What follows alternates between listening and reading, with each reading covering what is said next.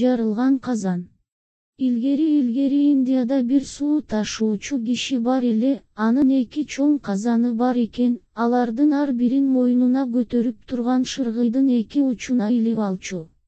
Казандардын биринде жарака бар эле, экинчи казан кемчиликсиз болуп, агын суудан кожоюндун үйүнө чейин узак жолдун аягында дайыма суусу толук бойдон толуп турганда, жарака кеткен казан жарымы гана толуп келчү.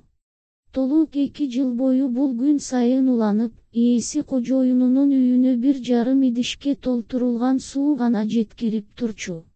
Албетте, кемчиликсиз идиш өзүнүн жетишкендиктери менен сыймыктанчу, ал жасаган иштери аягына чейин кемчиликсиз болчу.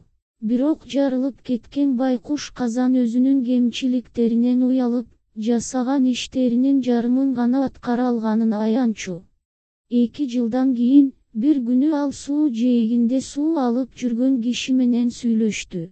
Мен өзүм үчүн уялып жатам, сенден кечирим сурайын дегем. Неге? Деп сурады көтөрүүчү киши. Эмнеден уяласың? Акыркы 2 жылда мен жүгүмдүн жарымын гана жеткире алдым, анткени капталымда жарака кетип, кожоюмдун үйүнө чейин жеткиче суу агып жерге түшүп кетет. Менин кемчиликтеримден улам, сиз бул иштин бардыгын аткарышыңыз керек жана аракетиңизден толук баалана албайсыз, деди казан.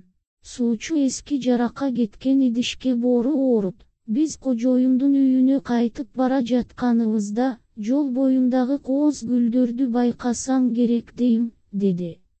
Чынында эле, алар дөңгө чыгып бара жатышканда, эски жаракалуу казан жолдун боюндагы кооз жапайы гүлдөрдүн күн жылытып жатканын байкап, анын көңүлүн көтөрдү.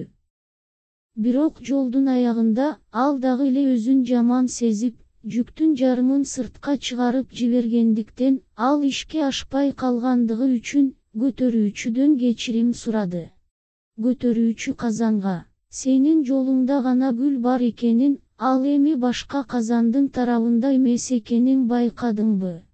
Себеби, сенин кемчилигиңди дайыма билчүмүн, мен андан пайдаланып калдым.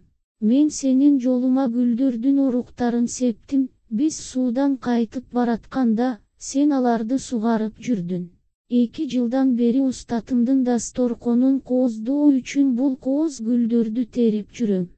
Сен андай болбогондо, анын үйү, көркүнө келтире турган мындай сулуулукка ээ болмок эмес. Ар бирибиздин өзүбүздүн уникалдуу кемчилигибиз бар. Бирок бул, биздин ар бирибизде болгон жаракалар жана кемчиликтер, биздин жашообузду абдан кызыктуу жана сергек кылат. Сен жөн гана ар бир адам кандай болсо, ошондой кабыл алып, анын жакшы жактарын издешиң керек.